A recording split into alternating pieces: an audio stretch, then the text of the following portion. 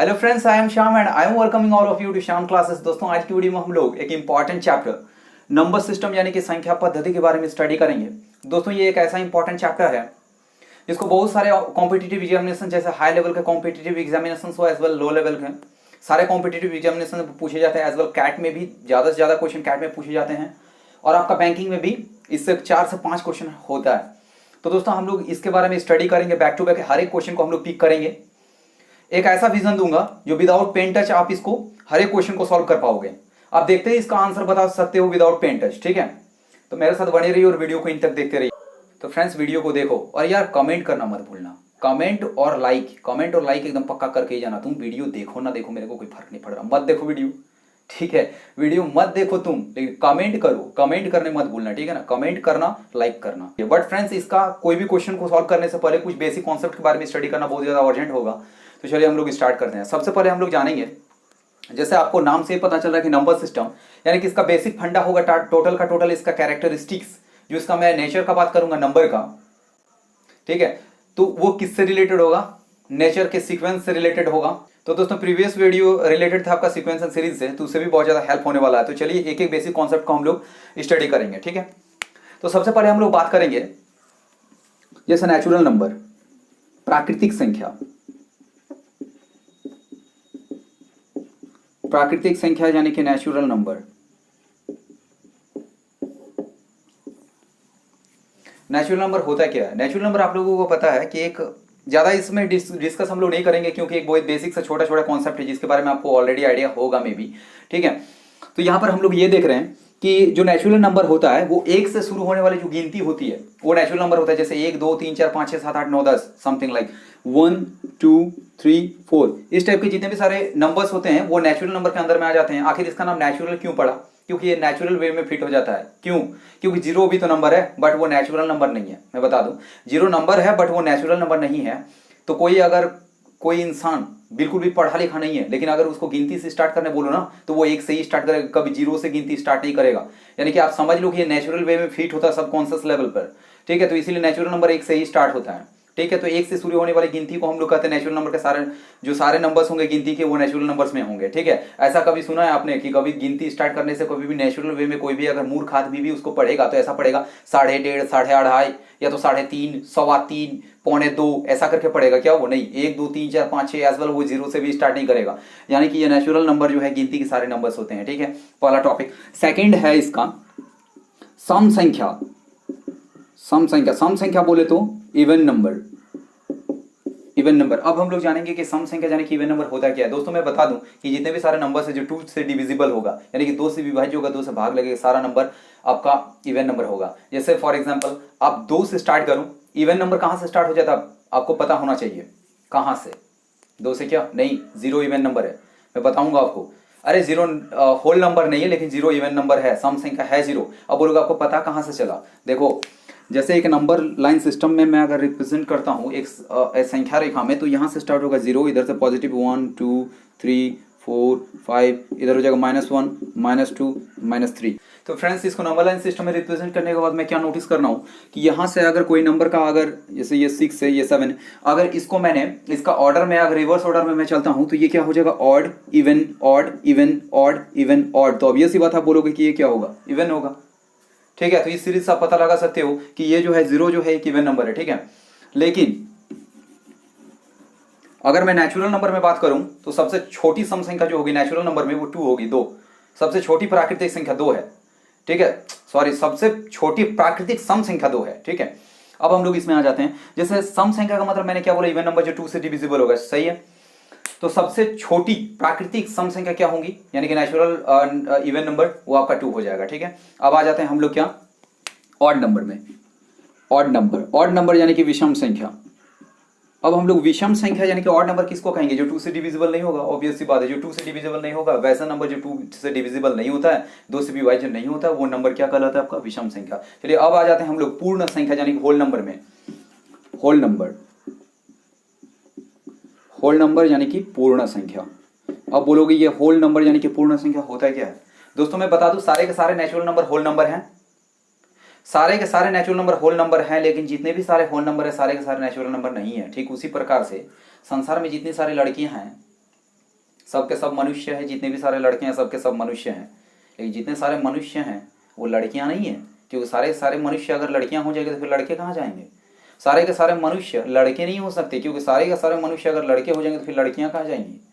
इसका मतलब क्या है, तो इसी यही पैटर्न को फॉलो करता है ये भी। किस टाइप से, जितने सारे नेचुरल नंबर, सारे के सारे नेचुरल नंबर का जो सेट है यानी कि समुच्चय, वो सारे होल नंबर है, यानी कि होल नंबर जो इंक्लूड कर लेता है नेचुरल नंबर को, सम संख्या को, सॉरी प्राकृतिक संख्या को।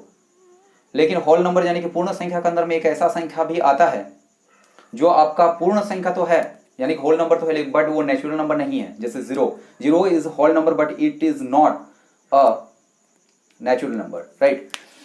जीरो जो है, 0 1 2 3 4 5, यानी कि ये जो आपका सेट है, किसका सेट, ये जो आपका नेचुरल नंबर का सेट है, एज वेल नेचुरल नंबर में मैं इंक्लूड कर देता जीरो को, तो वो हो जाएगा होल नंबर यानी कि पूर्ण संख्या। ठीक है फ्रेंड्स, आगे प्रोसीड कर जाते हैं।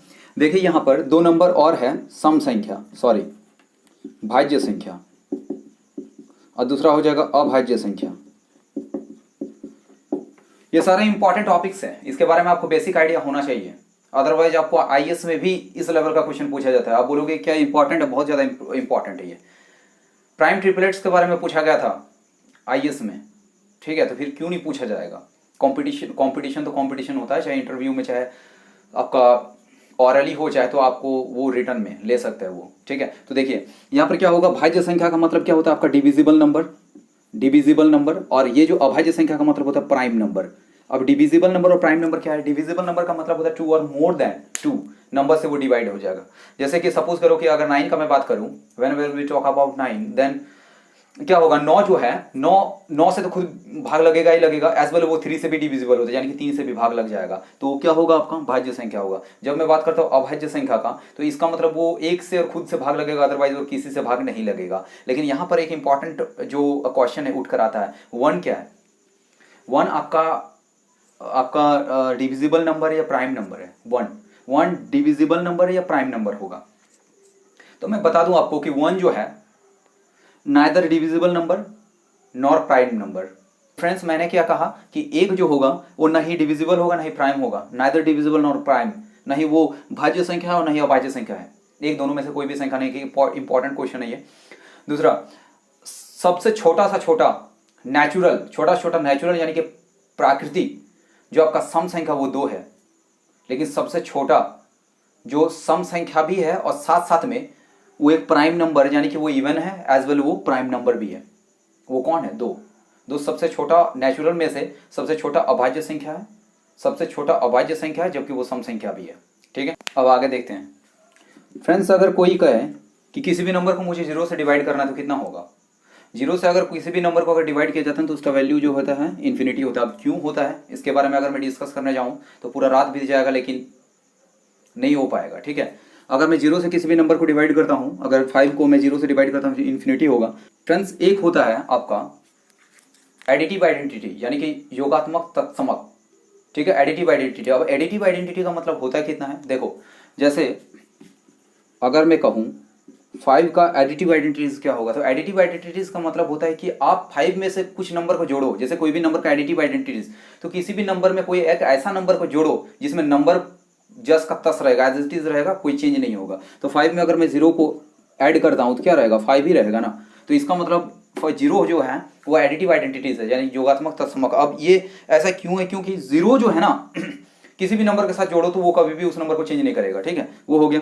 अगर मैं बात करूं, ये तो हो गया आपका एडिटिव आइडेंटिटी, लेकिन अब मैं बात करूंगा एडिटिव इनवर्स। एडिटिव इनवर्स का मतलब क्या होगा कि कोई भी नंबर में कौन सा नंबर को ऐड किया जाए ताकि वो 0 के इक्वल कर देगा उस नंबर को। तो 5 में से अगर मैं -5 को ऐड करूं, 5 में से -5 को, तो वो उसको 0 के इक्वल कर देगा। अगर मैं बोलूं कि 2 डिवाइडेड बाई 3 का एडिटिव इनवर्स क्या होगा, तो ये हो जाएगा आपका -2 डिवाइडेड बाई 3। अगर दोनों का ऐड करते हो तो दोनों कैंसिल आउट होकर 0 दे देगा। ठीक है, चलिए अब हम लोग बात करते हैं मल्टीप्लिकेटिव आइडेंटिटीज। मल्टीप्लिकेटिव आइडेंटिटीज का मतलब क्या होगा, जैसे ऐड कर रहा हूं तो वो नंबर को चेंज नहीं कर रहा, तो 0 ऐड कर रहा हूं तो नंबर तो सेम है एज इट इज है, यानी कि जीरो जो एडिटिव आइडेंटिटीज है। अब मल्टीप्लिकेटिव आइडेंटिटीज का मतलब क्या होगा, एक ऐसा नंबर से मल्टीप्लाई करूं ताकि वो नंबर को चेंज नहीं करेगा। 1 है, किसी भी नंबर को आप 1 से मल्टीप्लाई करो सेम रहेगा। 5 इंटू 1 क्या हो जाएगा आपको 5 रहेगा। 6 इंटू 1 क्या रहेगा 6 ही रहेगा। यानी किसी भी नंबर को आप 1 से मल्टीप्लाई करो तो सेम रहेगा, एज इट इज रहेगा नंबर।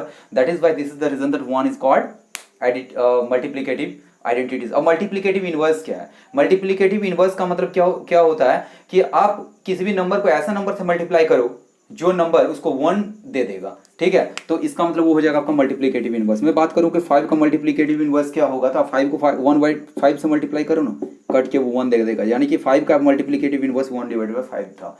अब मैं बात करूं कि 1/5 का मल्टीप्लिकेटिव इनवर्स क्या हो जाएगा, तो 5 हो जाएगा। 5 से मल्टीप्लाई करो तो 1 दे देगा। चलो ठीक है। अगर मैं बोलूं कि -1/9 का मल्टीप्लिकेटिव इनवर्स क्या हो जाएगा, तो -9 हो जाएगा, क्योंकि दोनों कैंसिल आउट करोगे तो 1 दे देगा। अगर मैं बोलूं कि -12 का मल्टीप्लिकेटिव इनवर्स क्या हो जाएगा, तो -12 का मल्टीप्लिकेटिव इनवर्स सपोज करो -2 का मल्टीप्लिकेटिव इनवर्स क्या होगा, तो -1/2 हो जाएगा, कैंसिल आउट होगा तो 1 आ जाएगा, ठीक है ना। तो ये मल्टीप्लिकेटिव इनवर्स था, ठीक। बेसिक कॉन्सेप्ट के बारे में हम लोगों ने जाना। अब ये एनफ होगा आज के क्वेश्चन को पिक करने के लिए। तो चलिए हम लोग क्वेश्चन की ओर प्रोसीड कर जाते हैं और एक एक क्वेश्चन को हम लोग डिफरेंट विजन में बात करेंगे, ठीक है। तो चलिए फ्रेंड्स हम लोग फर्स्ट क्वेश्चन पे बढ़ जाते हैं। यहाँ पर है किसी लड़के ने एक संख्या को यानी कि एक नंबर को 50 से मल्टीप्लाई करने के लिए कहा, यानी कि 50 से गुना करने के लिए कहा, ठीक है। किसी लड़के से एक संख्या को, कोई लड़का था उसको एक संख्या को यानी कि एक नंबर को 50 से मल्टीप्लाई करना। अब कौन सा नंबर है ये मेरे को नहीं पता, लेकिन उस नंबर को 50 से मल्टीप्लाई करने के लिए कहा गया, यानी गुना करने के लिए उसने उसे 30 से गुणा किया गलती से। हो सकता है कि बाय मिस्टेक उसके 50 से मल्टीप्लाई करने के लिए कहा गया था जो कि सही मैग्नीट्यूड आता, लेकिन वो गलती से बाय मिस्टेक क्या किया 30 से मल्टीप्लाई कर दिया, जो कि रॉन्ग है। 30 से गुणा किया, बोल रहा है कि कहा गया उसने उसे 30 से गुणा किया। इस प्रकार से प्राप्त उत्तर, इस प्रकार से प्राप्त यानी कि 30 से जब मल्टीप्लाई किया तब जाकर जो रिजल्ट मिला वो सही उत्तर, यानी कि 50 से मल्टीप्लाई करने पर जो आंसर होता उससे वो क्या था 400 कम था, 400 कम था। तो बोल रहा है कि जिस संख्या को गुना करना था वह क्या है, इनमें से कौन सा नंबर है जिसको मल्टीप्लाई करना था। सपोज करो कि वो नंबर x है, क्या है x है। अगर उसको 50 से मल्टीप्लाई करता तो 50x होता, बाद में उसको बाय मिस्टेक 30 से मल्टीप्लाई किया तो 30x हुआ। अब बोल रहा है कि पहला वाला नंबर और बाद वाला नंबर का जो रिजल्ट है दोनों का जो डिफरेंस 400 है, तो आप अगर 50x से 30x को माइनस करोगे 20x आएगा। 20x इज इक्वल टू हो जाएगा 400, x is equal to 400 divided by 20 यानी कि 20 आंसर। कोई दिक्कत नहीं है। अरे सपोज करो ना, यहाँ पर देखो मैंने क्या किया, मैंने किया कि सपोज करो कि जैसे पहले था 50, वो नंबर था x, तो अगर उसको 50 से मल्टीप्लाई करेंगे x को तो ये हो जाएगा 50x, ठीक। लेकिन बाय मिस्टेक उसने 30x से मल्टीप्लाई किया ना, तो 30 से मल्टीप्लाई किया ना, सॉरी, तो 30x हो गया। अब बोल रहा है कि जो रियल वाला नंबर है और बाद वाला जो नंबर जिसको मतलब बाय मिस्टेक मल्टीप्लाई कर दिया वो जो है 400 कम है, यानी कि 50x से जब 30x यानी कि इस नंबर को माइनस करेंगे तो 400 दे देगा ये रिजल्ट में। अब माइनस करोगे तो हो जाएगा ये 20x इज इक्वल्स टू 400।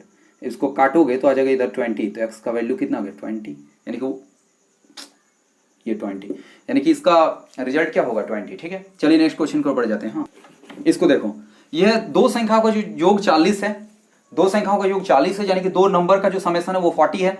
उनका गुणनफल यानी कि मल्टीप्लिकेशन 375 है। उनके व्युत्क्रमों का योग क्या होगा, व्युत्क्रम बोले तो उनका रेसिप्रोकल, उनका उल्टा, ठीक है, उल्टा रिवर्स। जैसे x है तो x का रेसिप्रोकल क्या होगा 1/x, y का क्या होगा 1/y, ठीक।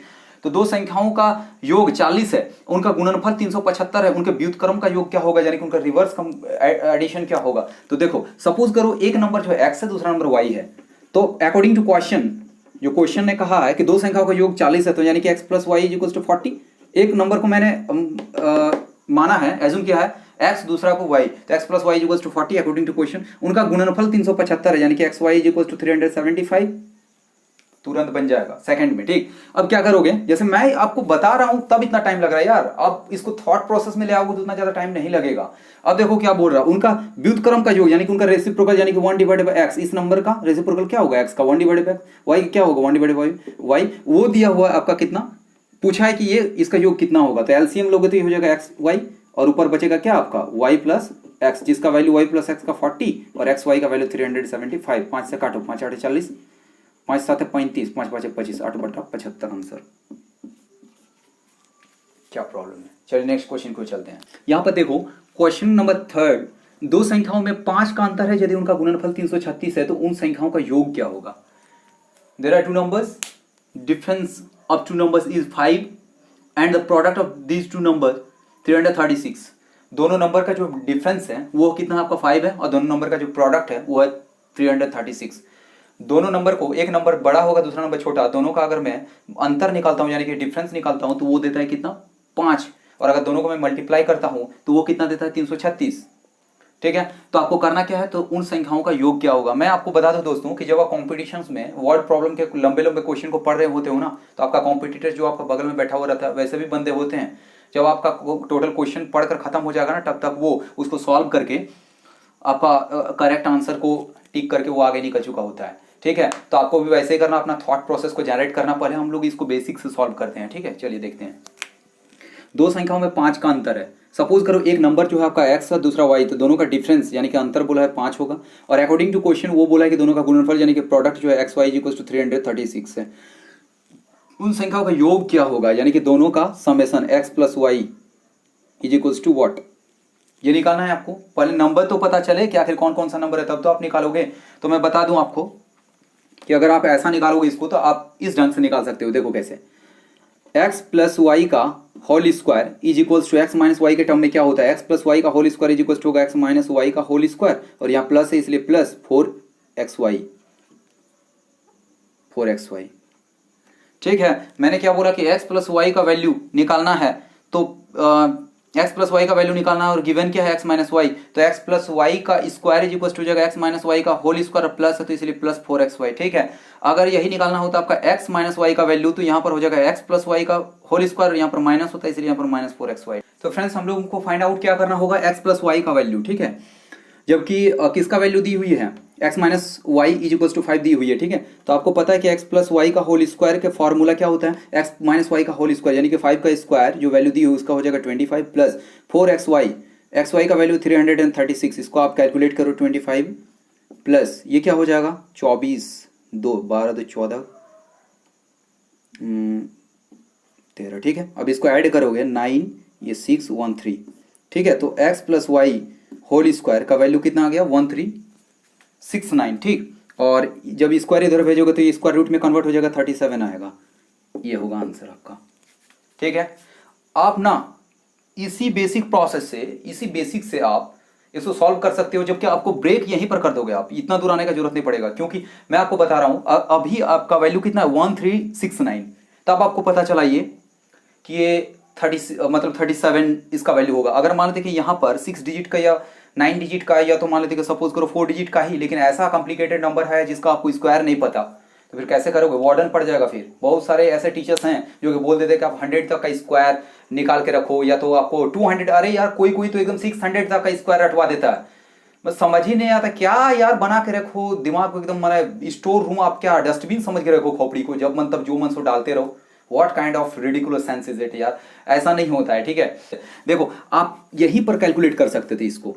जैसे सपोज करो कि ये जो है, ये जो नंबर निकलेगा, ये जो नंबर निकलेगा वो तो स्क्वायर के फॉर्म में निकलेगा, जिसका स्क्वायर रूट इनमें से कोई एक आंसर होगा, जिसका स्क्वायर रूट कोई एक आंसर होगा। लेकिन अगर आप स्क्वायर रूट नहीं करते हो तो जो नंबर मिलेगा वो नंबर क्या होगा, इन्हीं में से किसी का एक स्क्वायर होगा। ठीक है ना, तो आप यहीं से कैलकुलेट करो फर्स्ट डिजिट को देखकर, क्या 6 चौके 24 होगा, फर्स्ट डिजिट 4 है, 4 को आप फर्स्ट डिजिट इसका 5 से ऐड करोगे तो 9 आएगा। किसका स्क्वायर 9 देगा, 1 का तो देगा नहीं, 8 का देगा नहीं, 7 का, 7 7 49 9 है आंसर।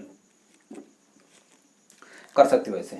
ठीक है, चलिए अब इसको शॉर्ट टर्म में इसको सॉल्व करने का कोशिश करेंगे। ठीक है, आपको करना क्या है इसमें, देखो जैसे कि सपोज करो यहां पर बोला दो संख्याओं में 5 का अंतर है, तो दोनों नंबर है ना, तो 5 का डिफरेंस है, यानी कि x माइनस वाई सपोज करो 5 है, x माइनस वाई का वैल्यू कितना 5 है। आपको लिखना नहीं है वहां पर, ठीक है, मैं बता रहा हूं आपको, मेरा समझाने का काम है तो मेरे को लिखना पड़ेगा, आपको नहीं करना है, आपको थॉट प्रोसेस में ही ले आना है उसको। उसके बाद आपको क्या करना है, x y is equal to कितना आपका 336। तो सिंपल से आपको करना क्या है इसमें, आप देखो जैसे एक्स वाई है ना, तो एक्स वाई के टर्म में इसको कोई भी मतलब प्राइम फैक्टराइजेशन में कोई भी प्राइम फैक्टर में इसको तोड़ सकते हैं क्या, अभाज्य गुणनखंड में तोड़ सकते हैं। देखो कोई भी 2 नंबर या 3 नंबर का कोई मल्टीपल कर सकते हैं क्या, कि वो नंबर को मैं मल्टीप्लाई करूं तो यहां पर ये नंबर मेरे को मिल जाए। अगर वैसा आप कर सकते हो तो वही एक्सपेक्टेशन से वो नंबर को देखकर आप पता लगा लोगे कि उसका डिफरेंस भी इतना होगा। ठीक है, 336 में बता दूं कि एक बहुत ही कॉमन नंबर है, 336 जो ये कॉमन नंबर है, बार बार ये पूछा जाता है, वो मैं बताऊंगा आपका प्राइम फैक्टराइजेशन में, ये तो सिंप्लीफिकेशन के अंदर में आ जाएगा, ठीक है। तो चलो इसको देख लेते हैं, ठीक। 336 है, ठीक। इसको आप ऐसा लिख सकते हो क्या, मतलब कितना से डिवाइड हो जाएगा, कितना से डिविजिबल है, 6 से है, 6 से बिल्कुल है।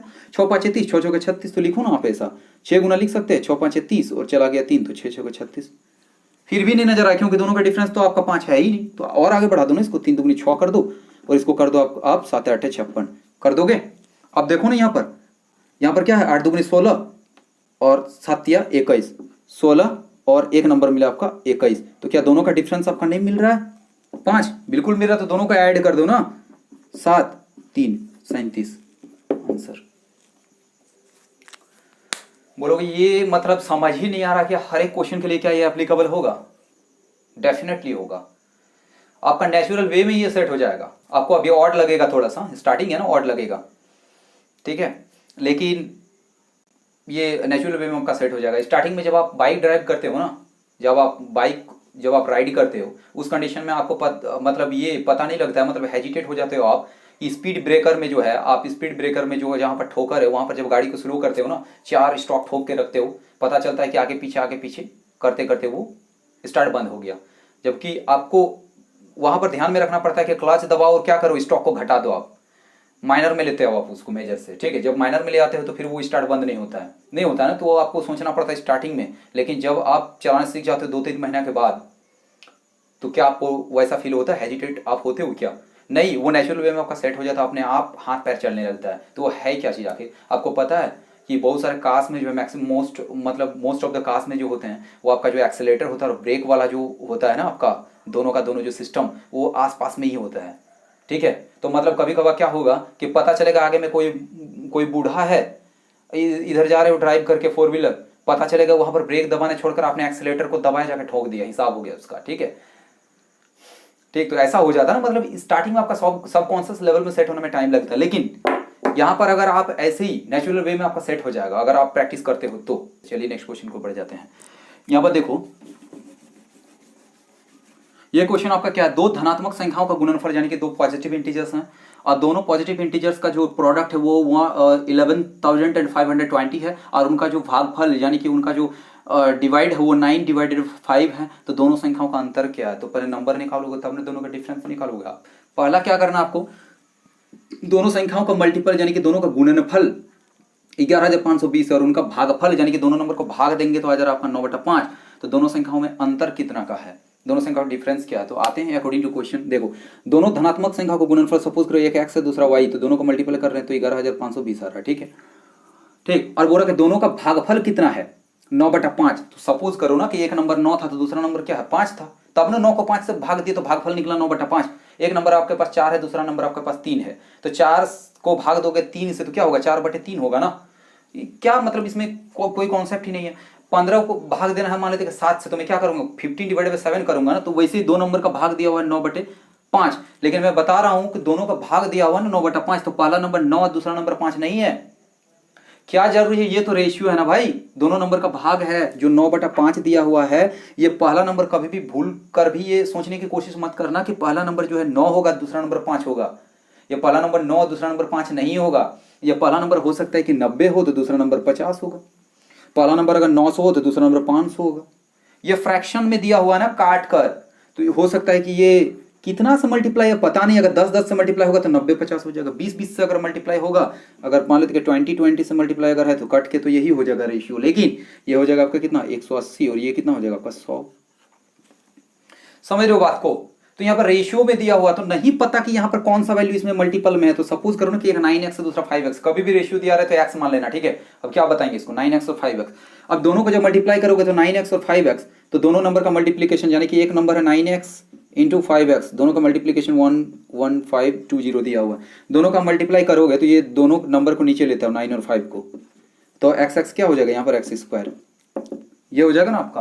तो अब क्या करो इसको काटो, जब आप इसको काटोगे तो क्या हो जाएगा आपका 5 से इसको कैंसिल आउट करो, ज्यादा बेटर रहेगा, 5 से कैंसिल आउट करो, ये हो जाएगा आपका,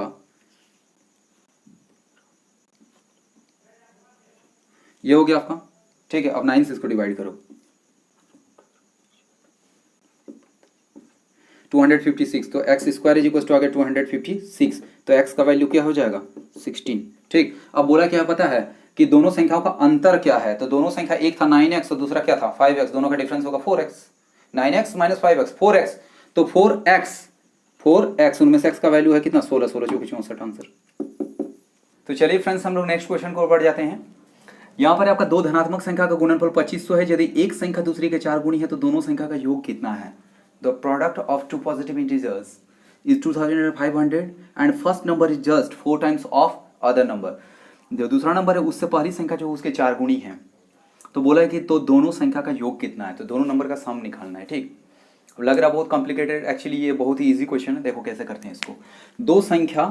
दो धनात्मक संख्या का गुणनफल 2500 है, यानी कि सपोज करो कि एक नंबर जो है मेरे पास x है, दूसरा है y, तो दोनों का प्रोडक्ट यानी कि गुणनफल ये कितना आपका 2500, और बोला कि पहला संख्या दूसरी के 4 गुणी है, x सपोज करो, दूसरा यानी कि y का 4 टाइम्स है। अब करना क्या आपको, दोनों संख्या का योग निकाली, तो दोनों पहले नंबर तो निकाल लो। देखो यहाँ पर x का वैल्यू 4y यहाँ से पुट कर दो, तो x का वैल्यू अगर 4y यहाँ से पुट कर दोगे तो 4y इंटू वाई क्या हो जाएगा 4y square is equal to 2500। काटो इसको 4 से, 4 चौक 24, ये हो जाएगा 2, ये हो जाएगा 5, 625, y square is equal to 625, तो वाई इज इक्वल टू हो जाएगा 25 रूट अंडर में। ठीक है, y का वैल्यू आ गया 25, तो अगर y का value 25, x is equal to 4 times of y का 4 गुना है जब x, तो 25 चौके 100 हो जाएगा x, यानी कि x 100 हो गया और y 25, दोनों को जोड़ देगो 125, ये हो जाएगा आपका आंसर। चलिए नेक्स्ट क्वेश्चन की ओर बढ़ते हैं। 4 संख्या का योगफल 64 है। दोस्तों ये बहुत ही अच्छा क्वेश्चन है जो कि सीजीएल में पूछा भी गया है एक बार। ठीक है, 4 संख्या का योगफल 64 है, यदि आप पहली संख्या में 3 जोड़ दे, दूसरी में 3 घटा दे, तीसरी में 3 से गुना कर दे, चौथी में 3 से भाग दे दे, तो सभी परिणाम आपस में बराबर हो जाते हैं, तो सभी रिजल्ट जो है आपस में इक्वल हो जाते हैं। दोस्तों सबसे पहले आप वीडियो को स्किप करोगे और इसको एक बार आप खुद से सॉल्व करने की कोशिश करोगे। मैं आपसे रिक्वेस्ट कर रहा हूँ, आप सबसे पहले इसको क्या करोगे, एक बार स्किप करोगे, स्किप करने के बाद आप इसको खुद से एक बार सॉल्व करने की कोशिश करोगे, बेसिक से जैसे आप करते हो या तो मैं भी करता हूँ। ठीक है, और उसके बाद आप मेरे अप्रोच में आना। ठीक है, हम लोग क्या करेंगे, इसको एक कॉन्सेप्ट से इसको हम लोग डील करेंगे, कॉन्सेप्ट से हम लोग इसको सॉल्व कर देंगे। ठीक है, कोई भी बड़ा चैलेंज रहे लेकिन कॉन्सेप्ट से हम लोग उसको मात दे देंगे। करना क्या है, यहाँ पर क्वेश्चन में क्या पूछ रहा है उसको देखना है मेरे को। ठीक है, चलिए इसको मिटा लेते हैं। तो चलिए हम लोग क्या करते हैं, यहाँ पर है 4 संख्या का योगफल 64 है, यदि आप पहली संख्या में 3 जोड़ दें। 4 संख्या मेरे को पता नहीं कि वो 4 जो नंबर्स हैं वो क्या क्या हैं, तो मान लेते हैं, एज्यूम कर लेते हैं कि एक है ए, दूसरा बी, तीसरा सी और चौथा डी। बोल रहा कि चारों का जो है जोड़ जो है सम यानी कि 64 है, तो A plus B plus C plus D equal to 64। पहली संख्या में 3 जोड़ दे, दूसरी में 3 घटा दें। पहले में 3 जोड़ दोगे यानी कि ए में 3 जोड़ देना है, बी में 3 घटा देना, तीसरी में 3 से गुना कर देना है, तो तीसरी में अगर 3 से गुना करोगे तो सी हो जाएगा तीसरा 3c, और डी में आपको 4 से 3 मतलब डी को 3 से आपको भागा दे देना, डी डिवाइडेड बाई 3। तो जब ऐसा आप करते हैं तो सारा नंबर आपस में बराबर हो जाता है अकॉर्डिंग टू स्टेटमेंट। राइट, क्या करते हैं, देखो 4 संख्या का योगफल 64 है, a plus B plus C plus d is equals to 64, ये है आपका। सेकंड स्टेटमेंट क्या कहता है कि तीनों नंबर, ये जो चारों नंबर उसमें क्या करना, पहले में 3 जोड़ देना, तो ए में 3 को ऐड कर दो, बी में क्या करो 3 को घटा दो, बी में से 3 को घटा देना है, सी में और तीसरी संख्या में गुना कर देना है, 3 को गुना कर दो सी में, और चौथी संख्या में 3 से भाग दे देना है, डी में डिवाइड कर दो 3 से। अगर ऐसा करते हो ना तो सारा नंबर आपस में बराबर हो जाता है, सभी परिणाम आपस में बराबर हो जाता है, इक्वल हो जाएगा सभी अपने आप में। ठीक है, अगर आपने इतना कर लिया, फर्स्ट वाला का कोई जरूरत ही नहीं, फर्स्ट वाला इक्वेशन कोई उसका नीड ही नहीं है, कोई टर्म का जरूरत नहीं है। कैसे कर रहा हूं देखो, आप यहां पर ये देखकर बता सकते हो क्या कौन सा नंबर सबसे बड़ा है, ए है, बी है, सी है या डी है, कौन सा नंबर सबसे बड़ा है। इसके अकॉर्डिंगली आपको लग रहा होगा कि यहाँ पर जो सी है सबसे बड़ा और डी सबसे छोटा होगा, बट एक्चुअली ऐसा नहीं है, डी सबसे बड़ा नंबर है और सी सबसे छोटा नंबर है। अब बोलोगे ऐसा कैसे, मैं आपको बता रहा हूं। देखो इनमें से यहाँ पर कौन कौन सा मैथमेटिकल ऑपरेशन है 3 के साथ, प्लस का, माइनस का, ठीक है, आपका समेशन का, सब्ट्रैक्शन का, उसके बाद आपका मल्टीप्लिकेशन एंड डिवाइड का। ठीक है, इनमें से मैं आपको बता दूं कि जब आप किसी भी नंबर में जोड़ते हो, घटाते हो, तो सबसे बड़ा जो आता है ना वो आपका आ जाता है प्रोडक्ट वाला। कैसे, मैं बता रहा हूँ। सपोज करो आपके पास एक नंबर है 15, 15 को आप 3 से जोड़ो, 3 से 15 को, 15 में से 3 घटाओ, 15 को 3 से गुना करो और 3 से भाग दो 15 को। आपको पता चलेगा कि 15 या 45 सबसे बड़ा नंबर मिला, और 15 से जब 3 से जब 15 को भाग दिए ना तो मेरे को मिला कितना, 5, यानी कि वो सबसे छोटा नंबर और सबसे बड़ा नंबर मिल गया आपको 45। तो मल्टीप्लाई करने पर जो है आपको बिगर मैग्नीट्यूड मिलेगा, और आपको जो है सबसे लोएस्ट मैग्नीट्यूड कब मिलेगा, आपको सबसे लोअर कब मिलेगा, जब आप उसको डिवाइड करते हो। ठीक है, अब क्या हो रहा देखो, अब बोलोगे इससे क्या साबित हो रहा है कि मतलब डी सबसे आपका बड़ा है और सी सबसे छोटा है। मैं आपको एक कंपैरिजन बता रहा हूँ एक प्रैक्टिकल लाइफ से जुड़ के। सपोज करो कोई बंदा मेरे सामने खड़ा है, मतलब यहाँ पर कोई खड़ा है जो 1.5 फुटिया टाइप का, मतलब एकदम शॉर्ट हाइट का। ठीक, अब क्या करना है, मेरे को बोलना है कि तुम्हें ना मेरा हाइट के इक्वल आना है। तो वो क्या बोलेगा, उसका हाइट को 3 से मल्टीप्लाई करेगा तब मेरे हाइट के इक्वल में आ जाएगा वो। तो उसके इक्वल में आने के लिए इसका मतलब मेरा हाइट को 3 से डिवाइड करना पड़ेगा। जब मेरा हाइट को 3 से डिवाइड कर रहा हूं तब उसके हाइट का आ रहा हूं मैं, और मेरे हाइट में आने के लिए उसको 3 से मल्टीप्लाई करना पड़ रहा है। इसका मतलब वो मेरे हाइट से छोटा था तब 3 से मल्टीप्लाई करके मेरे हाइट के इक्वल आ रहा है, और मेरा हाइट उससे बड़ा था तो अपना डिवाइड करके छोटा हाइट को छोटा करने की जरूरत है। इसका मतलब डी को 3 से डिवाइड करने पर जो नंबर आता है वो वही नंबर को पाने के लिए सी को 3 से मल्टीप्लाई करना पड़ता है। इसका मतलब सी कितना छोटा है कि d/3 के इक्वल आने के लिए सी को 3 से मल्टीप्लाई करना पड़ रहा है, और डी कितना बड़ा नंबर है कि सी के 3 गुना के बराबर आने के लिए जो है डी में से 3 से डी को डिवाइड करना पड़ रहा है। समझ रहे हो, यानी कि सबसे बड़ा नंबर जो होगा ये बिगर नंबर होगा, ये लोअर नंबर होगा। सबसे बड़ा नंबर हो जाएगा आपका कौन, डी, और सबसे स्मॉलर नंबर हो जाएगा आपका सी।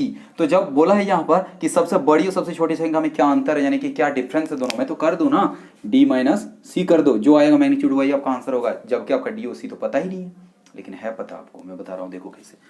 डी माइनस सी, डी का वैल्यू यहाँ से क्या निकल जाएगा पता है, जब ये दोनों इक्वल है तो डी इक्वल हो जाएगा 3 3 जा 9c, पुट कर दो यहाँ 9c माइनस सी इक्वल हो जाएगा 8c।